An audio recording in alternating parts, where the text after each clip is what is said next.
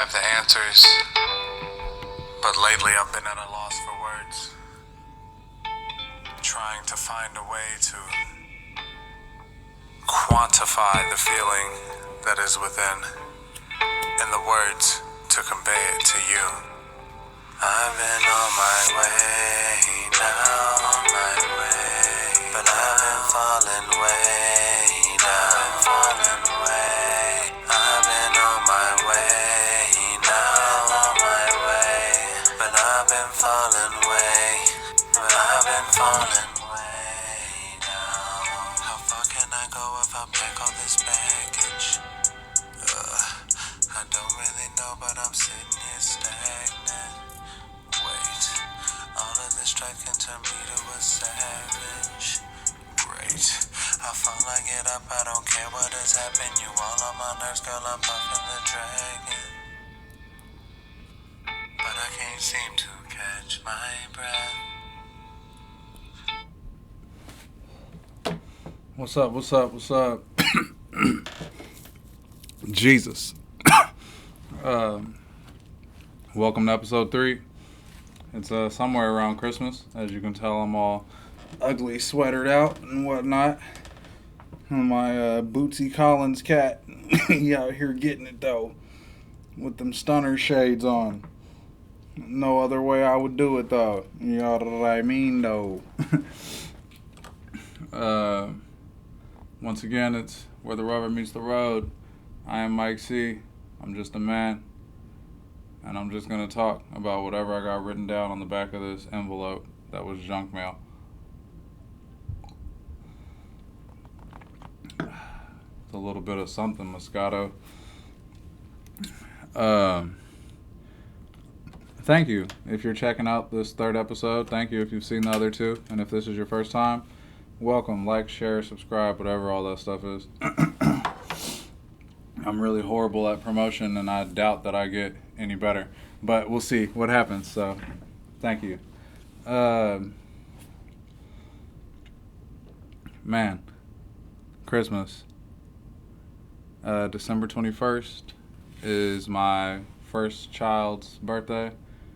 She, due to complications with her birth, didn't make it through that, so she passed away that day.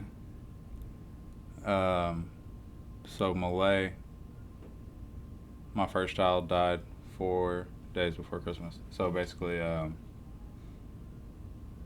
the holidays are always weird. But had 4 other kids, so we always celebrate on Malay's birthday. They all get something special and whatnot.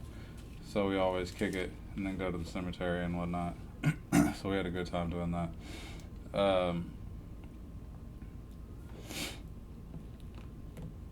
I really don't know where I'm going to start today. I'm just going to look at this piece of paper and then I just will grab something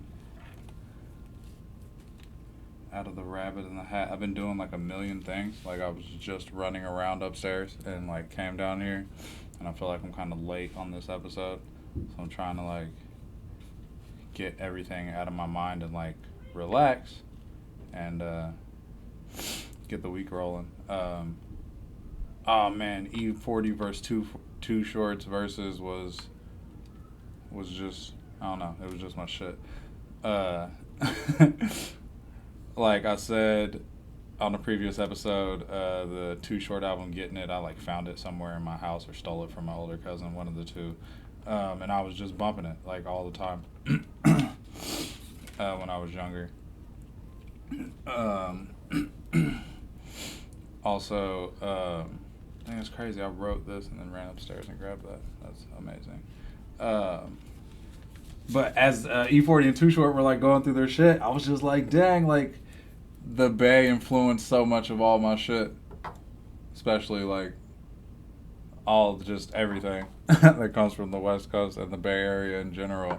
But like Mac Dre was one of my favorite rappers growing up. Like being in Kansas City, Mac Dre had a whole like direct pipeline and hub to out here, to me even like being in the suburbs of Kansas City and having cousins from the city.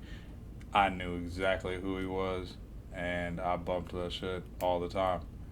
Like if I didn't say I was dancing, I was definitely gigging. Like anywhere I went, we were getting hyphy. At every dance, we were requesting "Get Stupid" and the Thizzle dance. The whole reason I got like dreadlocks and wore the mugs for like 10 years was so that when I was bumping Mac Dre, I could really be like going dumb. Like, oh yeah, that was my stuff. Uh, when Tell Me When to Go came out after like Mac Dre had passed like a couple years later, and like the hyphy movement like went nationwide, that it just blew my mind. Like it was crazy. It was crazy. I've always been a big fan of underground hip hop, DIY. Like my older cousin that I stole my Too Short CD from, like lived in Houston when he was growing up, so he had ties to down there and was always getting like underground Houston mixtapes back up here, and that shit was dope. So I remember being put on like Swisha House like early, listening to Paul Wall, Mike Jones, Chamillionaire, Slim Thug before they like popped at all. Like I remember listening to Still Tippin' like 4 years before it came out. When I heard Still Tippin', when the music video came out and that mug was on the radio, I was like, yo, this song is legit 4 years old. But yeah, that shit was dope. Just, I don't know, underground hip hop pretty much shaped who I was. I remember having like a Thug Lords album, and I didn't even know it was Yuck Mouth on that mug as a kid until like, I don't remember. It was something. I saw the symbol, and I was like, oh, that's the same symbol. So like that shit was wild. But going to the Kentucky Derby and getting like hella mixtapes from just like whoever, that stuff was dope. I just remember being a part of like the street scene where mixtapes were popping and underground artists were trying to make it, and they were handing out albums. My cousin managed Nappy Roots in the beginning. They were all in Kentucky. That shit was mad dope. I remember this nigga had like a deep rooted chain. It was the dopest shit in the world to me when I was like 8 or 9 or 10. Like I was like, yo, it's like iced out with the gold on the back and the diamonds on the top and the red rubies in the tree though. But yeah, they like built that stuff from the ground up. I remember my cousin always talking like, yeah, blah blah blah. Nappy Roots is doing this. They got a demo coming out, and then like years or months later, he'd be like, oh snap, they're trying to get on the South Park soundtrack, and then the South Park soundtrack came out and they were on it, and I was like, oh, that's dope. And then like, oh, they're about to shoot a music video, we're gonna go down there and shoot the music video in Kentucky for the song. And then my mom was like, man, they've been talking about doing that stuff forever, didn't let me go. My cousin didn't end up going either, but the video came out and it ended up being All in All, and that was the song that blew up. And I was like, see, Mom, I told you. And she was like, oh, my bad. How was I supposed to know? But like, I don't know, that stuff's just wild, because I just remember them having the vision call and being like, yo, everybody like call into this one late night show and vote for their video to be played on this one like late night channel. So like, I remember all types of stuff popping off and just hoping for these dudes to blow, and then they blew and they did their thing for a minute. Shout out to Nappy Roots. Shout out to my cousin Eric. Yes, sir.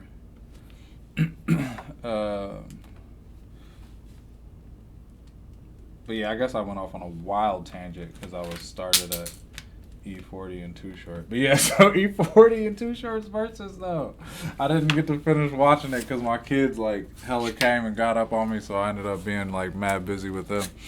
But I'm gonna finish watching it. But I was having a blast, and the whole time I was just like, this is amazing. And if Mac Dre was alive, God rest his soul, to do a versus, he would be a problem for anybody. Or maybe I'm just biased as fuck. But like, I'm like, nigga, I would, Mac Dre's songs just go off to me. Anyways.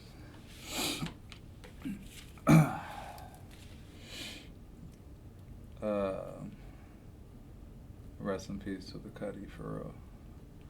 I guess I listened to that shit so much and was so much a part of being in love with all that. And like I still celebrate Mac Dre's birthday every year. Like rest in peace. My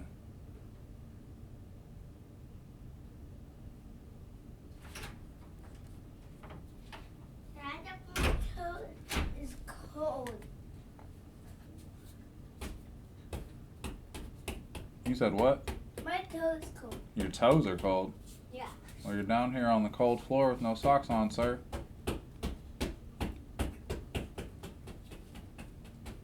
Can you not punch the punching bag right now? I punched too bad. No, let's punch it tomorrow. Wait. Why? Because I'm in the middle of recording something on my computer. What? Yep.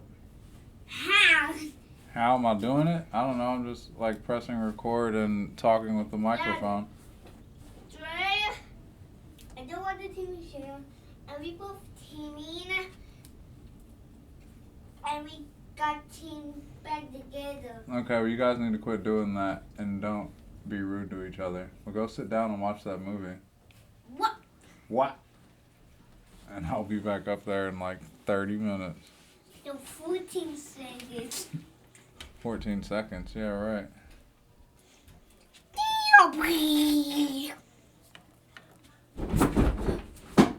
I gotta break this.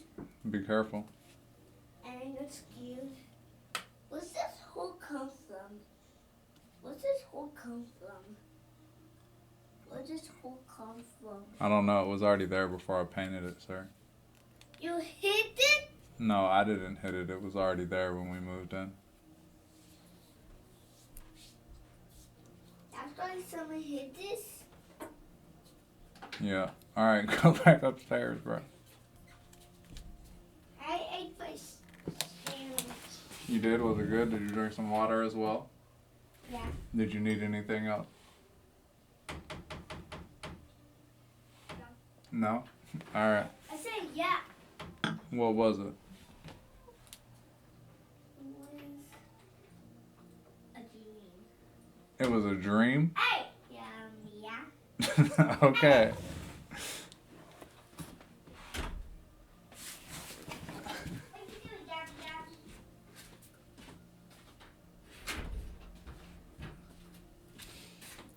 Oh, man. Well, I don't know how much of the mic that picked up, but that's funny. That was my 5-year-old. His birthday was last week. So, he's not asleep. Like I said, I was like, I kind of feel rushed. I'm just going to, like, come down here and do this. But, like, all my kids are upstairs watching a Christmas movie. Except for, like, the 2-year-old. He's asleep.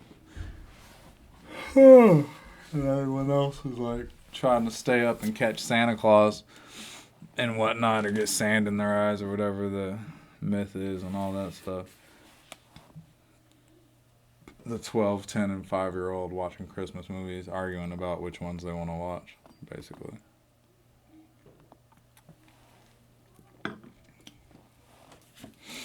I'm pretty sure I was still talking about Mac Dre, but yeah, so I love Mac Dre. Basically. I got a new album out. It's called Winter Solstice 2.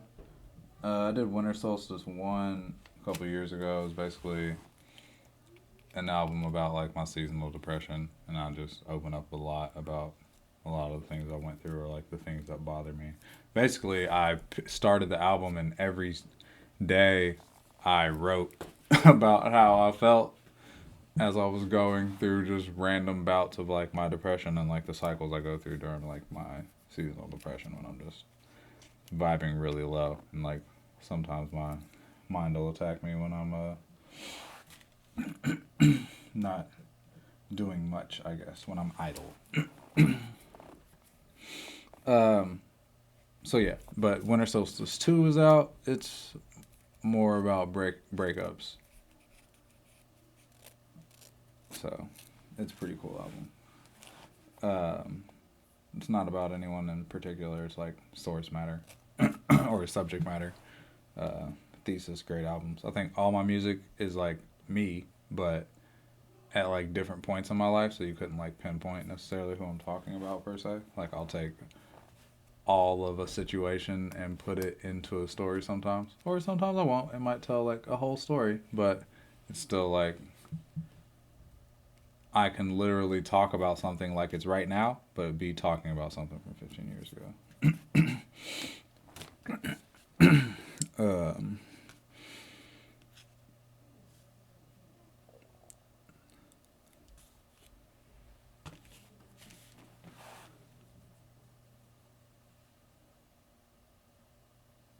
what else do I want to say?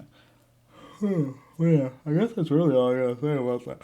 The album. I don't like to promo too much, so there's that. Um,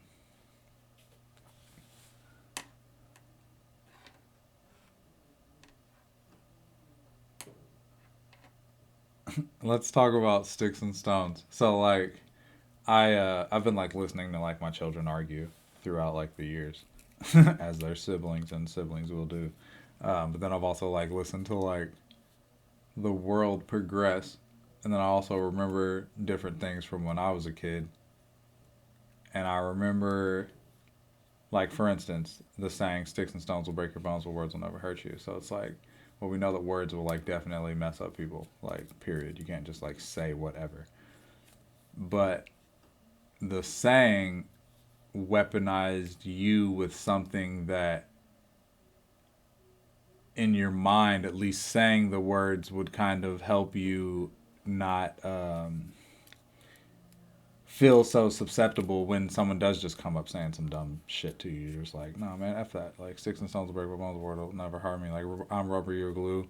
Like, whatever you say to me bounces off me, sticks to you. Like, I know you are, but what am I?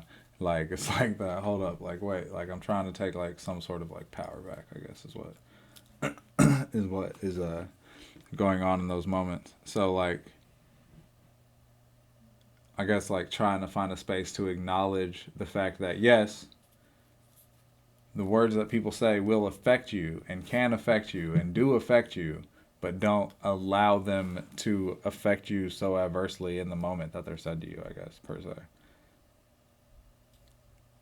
Like, but I guess more on top of that, people shouldn't be effed up to people. But since you can't control people not being effed up to people, what you can control is like how equipped you are for if something adverse comes your way. It's like I need to be able to let it go in one ear and out the other, which I know everyone does because, like, whether it's your parents, your boss, whatever, something will be said to you and you just let it pass by and it's like it never happened because you don't care. So we got to, like, learn or try to learn, and it's not always going to be easy, but, like, not to let ourselves latch on to the negativity that gets thrown at us. And I know, like, our brains will naturally latch on to the negativity. So it's kind of like installing fail safes in your mind to help yourself stop. Like the stop and count to 10, stop and breathe. Like, wait, hold up. Is this something worth being mad about? Like, I guess all those different thought processes that they use for anger management or whatever they teach them people for. I think they were taught to me for like mitigating anger management as I was a kid because they said I had anger problems, and I was like, I don't think I have anger problems. I'm just tired of people being effed up to everybody and nobody caring to say anything about it. But that's another story.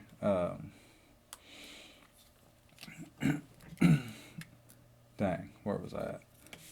I don't know what I was saying, so I might have completely lost that, and I might have to listen back to this and add it to the next episode. So there you go. I was talking about Sticks and Stones though. But yeah, as far as like Sticks and Stones go, so yeah, it's basically everything I already said because I'm about to re-say something that I know I said. So I don't know what tangent I was on, and we'll just leave it at that. Let's go down to education. So I have the word education written on here because it seems like people are really mad at like people that are educated these days, and I don't understand why. Like, I understand being mad at someone that wants to like throw their education at you to belittle you, but as far as being mad that someone has studied more information on a subject than you and therefore knows more on a certain subject, I don't think should make anyone really feel sore. I kind of think that's like a fact of life, and that's what you utilize to have conference with other people. Like, per se, if I was on a team with 4 people and we needed to get something done but didn't have enough time for all of us to go and research every single thing, you would split it up and delegate it, and then I have to trust the knowledge that whatever person gleaned from what they read, and they bring it back to the team, as they do have to trust from me. So if I'm working and trying to do something, a certain level of expertise will go out of what I know. So I'm going to have to go to another expert or someone that is at least more experienced than me on whatever that topic is. And I think that is literally what human existence is. It's like collaboration. It's like, if I don't know how to plant, I'm going to go talk to someone that does. If I don't have water but I have seeds, I go to the person with water. We decide a place to put it in the ground and we plant it together. He waters, I brought the seeds. Neither one of us would have had it without each other, so now it's like simpatico. But I don't know. I guess once the tree's big and the apples is falling, someone always gets greedy and decides they want to poison the other person's apple juice so that they can have the tree for themselves, when really they could both live off that tree and then take the apples that have fallen off of that tree and plant other ones, or create seedlings for the next season and have a whole orchard within a couple years. But do people want to wait for that? No, it's easier to slit someone's throat and then it's all yours and you don't have to split it 50-50. But that's really disgusting, I guess. And I kind of went off on the tangent from where I was. But basically, so what I'm saying, education. Education's good. I think people should get educated. You shouldn't have just base level of education on anything, because with just the base, you're not going to have much, depending on what that is. But, I mean, at least with a level of discernment and vocabulary, you can at least understand things. A lot of us graduate high school and never read again,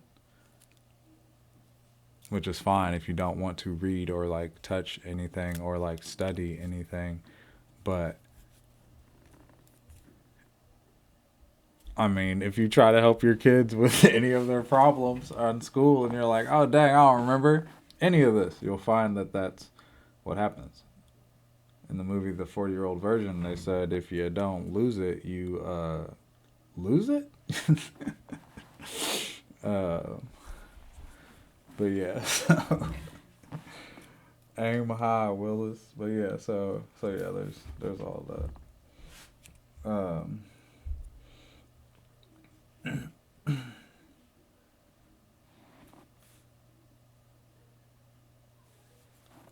I want to talk about ego just very briefly. Like, I have like a saying, and I'm like, yo, I gotta like kill my ego. At the same time, you gotta let it fly in moments. But like, I say to kill my ego because at times any of us can like get too boastful and like just feel like, yo, I've done this, I've done that, da da da da, from where I was, what I traversed, everything I said, da da da da. Like, you can just get so caught up in your own Kool-Aid. It's cool to just kill your ego, question yourself, reflect about all that shit. Ask some other people around you that are like, that'll really keep it real with you, like who you are or who they think you are type shit. Because you'll be amazed like what people think about you versus who you think the person that you are, or who you portray yourself to be, or who you wish to be. Especially your children.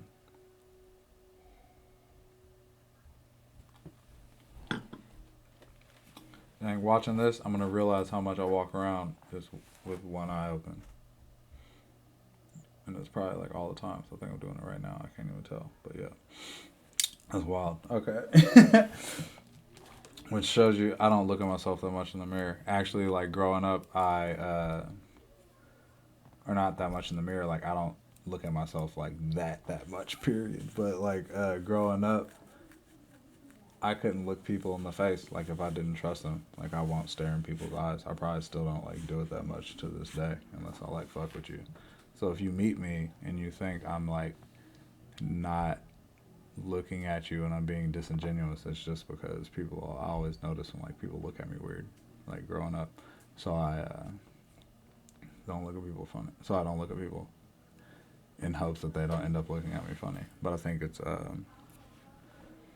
don't know. It's probably something I need to break myself of, but I like haven't really been able to do it. So or tried that much. So we'll see what happens. But anyways, I was off on a tangent.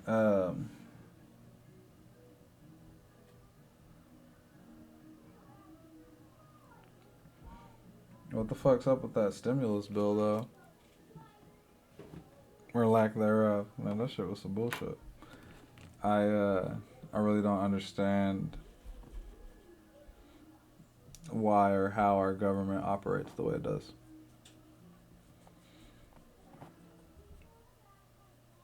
It's way more like of a corporatocracy than anything, really. It's a corporatocracy disguised as like a democracy.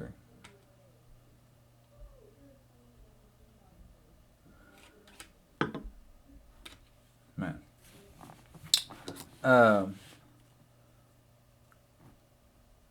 Anyways, just random stuff. Let's see. We got. This is my favorite album of all time. Boom. Tupac, Me Against the World. When I was a kid, this is the original one I had when I was a kid too. Like, I was like 20 years old.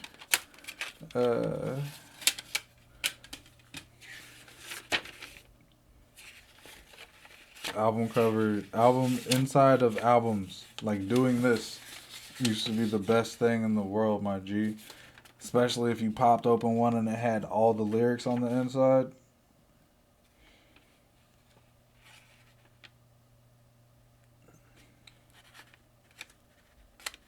Shoot, if they did these nowadays, you see how many people wrote on people's songs. But yeah, it tells you all the samples and everything. So like,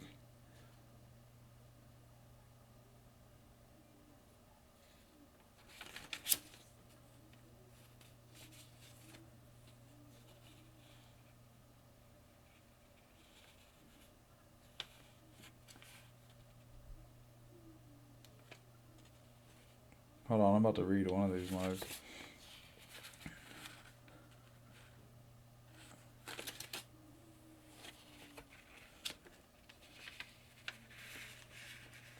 Tupac's like my favorite artist of all time too.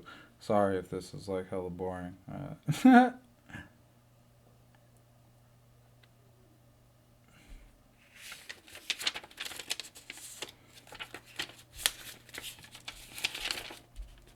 Fuck it, we'll read the credits on the song everybody knows. So the credits to Dear Mama. Background vocals by Reggie Green and Sweet Franklin. Engineered by Tony Pizarro. Recorded at Encore Studios. Mixed at Enterprise Studios. Produced by Tony Pizarro. Co-produced by DF Master T and Moses for Master Lab Productions. Contains a sample from In My Wildest Dreams, as recorded by Joe Sample. Also contains an interpolation of Sadie. It's cheaper to do an interpolation than to completely sample something. So that's why they did an interpolation of Sadie. This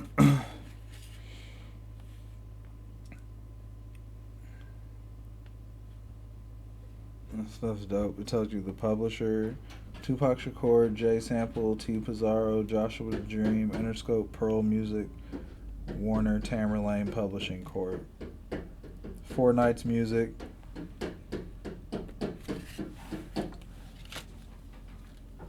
Hold on.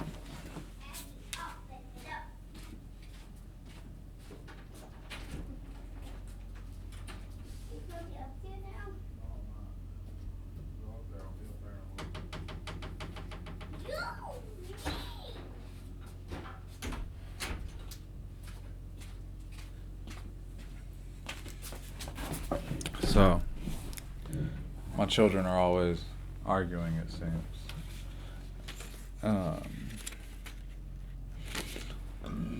But yep, Me Against the World, my favorite album of all time. It got me through many dark nights.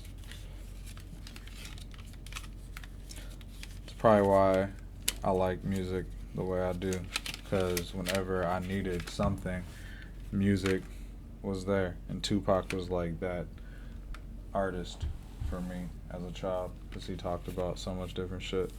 The B-sides on all of his albums were crazy.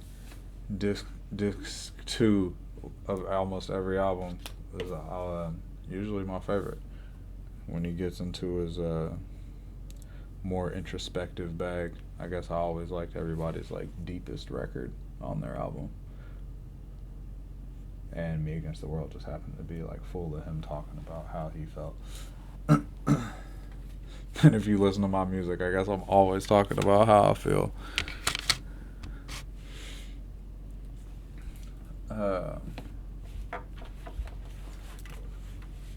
My brother Solomon wrote a book. It's called Blessings and Demons by Sal Williams. It's available on Amazon. He's got 2 books, actually. It's like mad dope. He wrote a poem at the beginning of one of my songs that I never released, but I will release one day.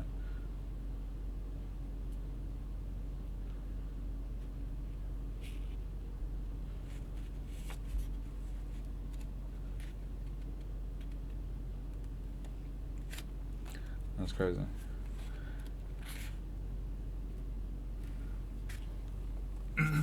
I'm gonna read the introduction to my brother's book. Chapter 1, Growing Pains. Introduction. It's a poetry book, but this first part isn't a poetry, it's just the introduction of his book. As a kid, my parents always told me that we were very lucky. They would say this because we had both of them, and most families did not have both parents in the household. I always felt very lucky as a kid. Even though we didn't have a lot, we had what we needed. However, my family life was far from perfect. I did not find out until later on that my father had been abusive to my mother verbally and physically. Once I found out, I blamed myself for all of her pain. Maybe it was something I did to cause it all. Maybe I was blind and chose not to see the pain and the rage that was always there. I would always ask myself why I couldn't stop it. We all know how unpredictable life can be, but I never dreamed that my world would be turned upside down in just a matter of a few hours. He goes on to like share like so many different things in his poems, but that introduction,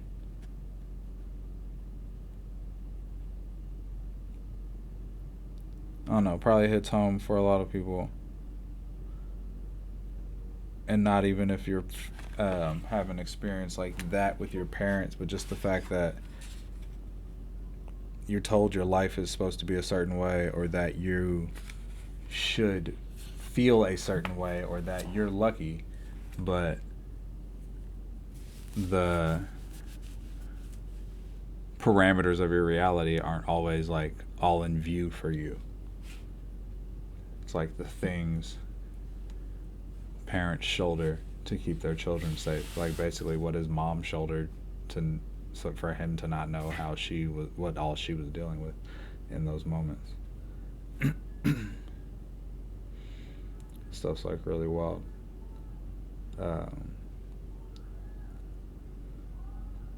Shout out to all the parents, for real. I got a great deal of respect for all parents. And I talk mad shit on people that don't take care of their kids. So I'm never gonna pat anybody on the back for taking care of their kids. I'm gonna say that's what you're supposed to be doing. It's what I do. My kids live with me. That's where they're gonna be. And if not, it's like 50-50. It's all love, whatever. But like my kids will be with me half of their life until they move out. I'm doing half of the raising. Like, nah.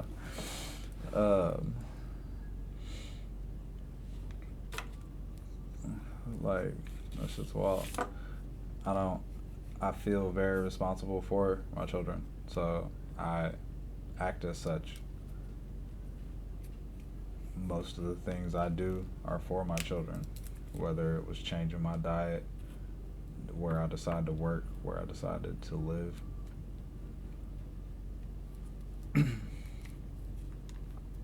So having a great amount of dedication and devotion to one's family is very high up for me.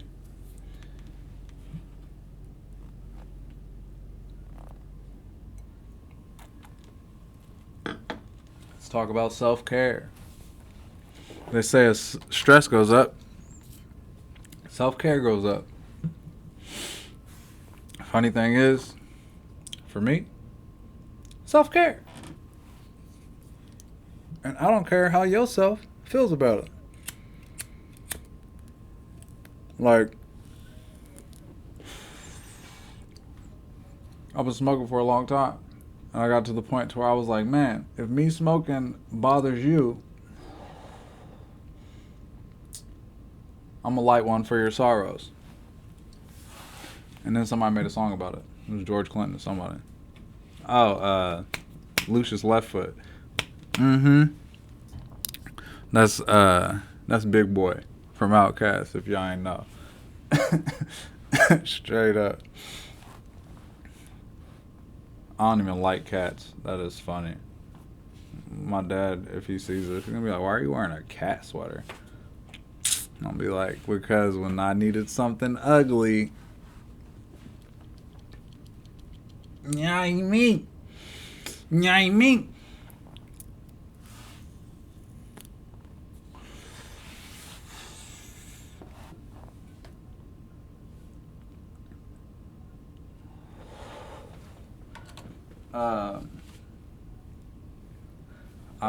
Like I've said in past episodes, I'm like a pretty deep dude. I usually reflect on like myself every so often, at least once a week.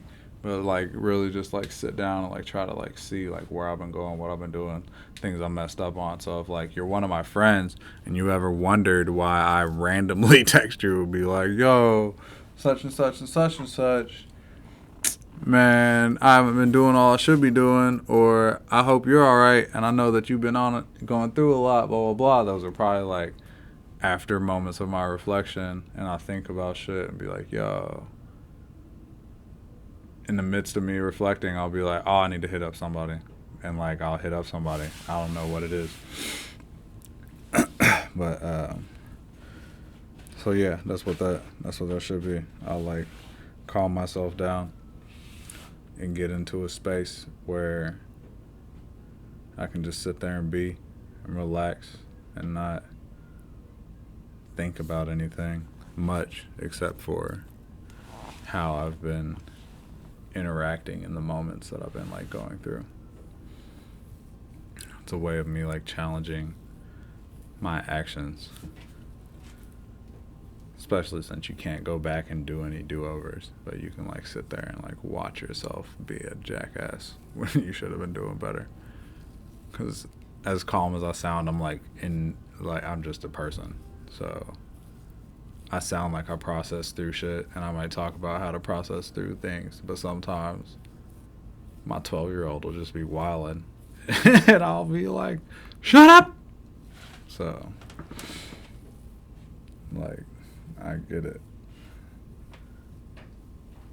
But at the same time, there's a vast reality and a lot that has to go on in life.